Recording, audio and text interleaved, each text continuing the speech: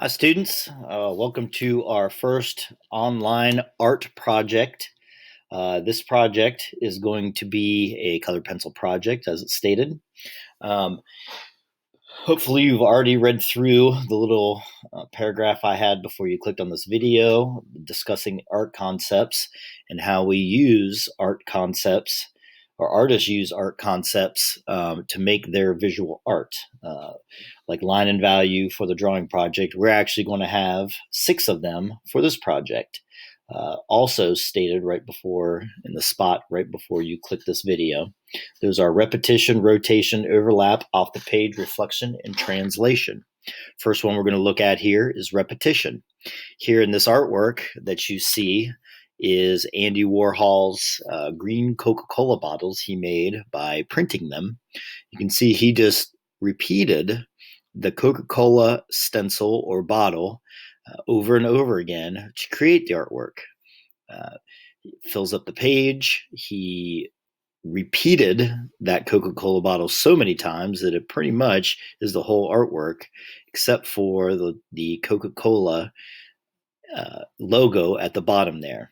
Now, in the artwork you're going to be creating for this project, repetition is going to be one of those concepts that you use.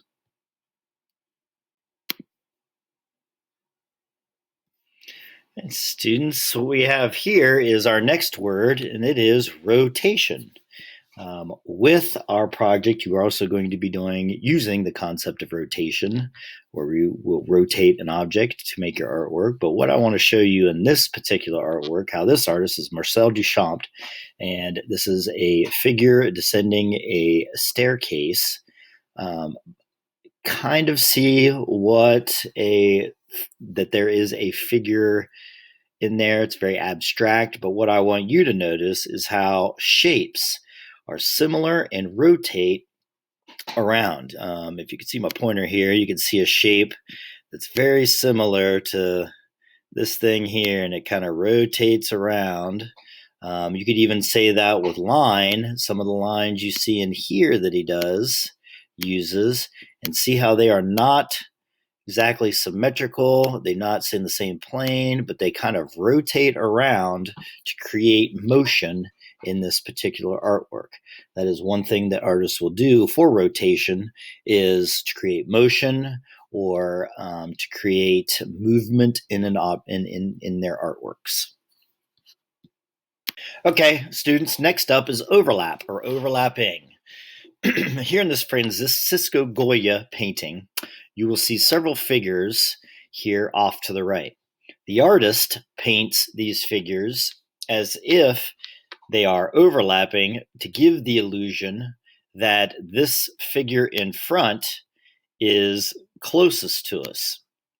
Now we know if we were looking at this painting or standing in front of it, we know all of these things that are painted on here. It's a painted surface, it's two-dimensional. They are all flat, and nothing is truly in front of you, but it is the illusion because this painted figure is painted whole. This one is painted and stops where this figure is, creating overlapping and creating the sense of depth, as if these figures standing next to each other go back in space. Like you go to walk on a little path through here and you'd walk past one or the other. And that is overlapping. All right, students, next up, off the page.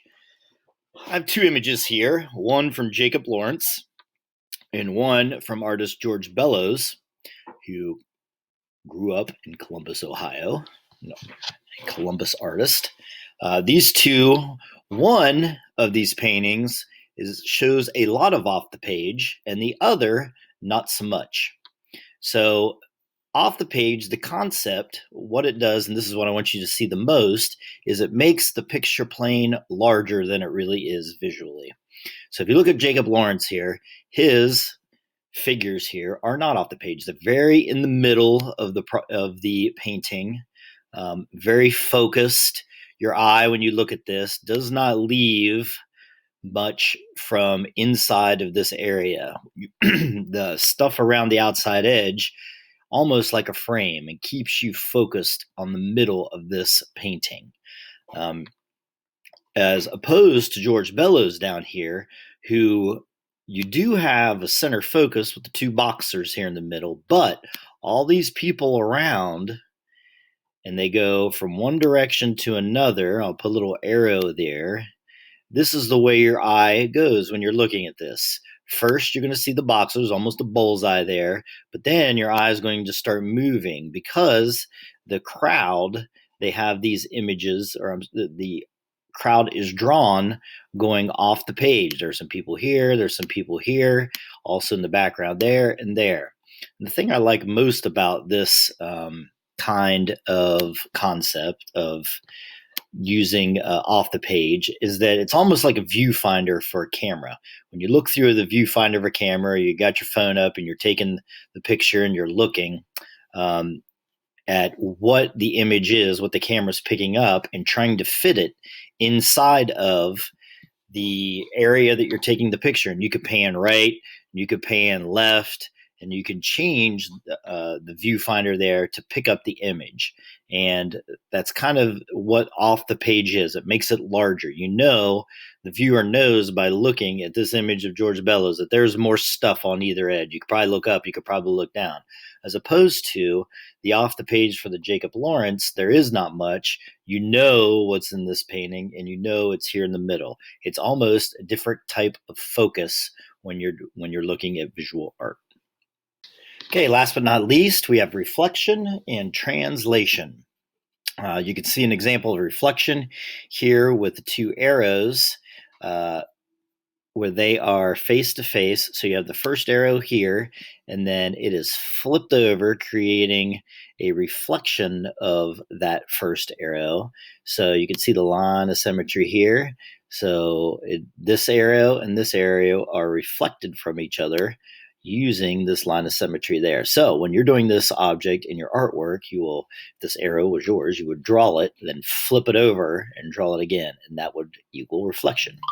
The next is translation, and translation is very simple. It is repetition without rotation. So you can see I have three arrows here. So this arrow is repeated 2 other times. One of them is the arrow is repeated and the angle is slightly changed, or it's rotated that way just a little bit. That does not count. That is not translation. What translation is when you repeat the object but do not rotate it. So you can see these two here are in translation.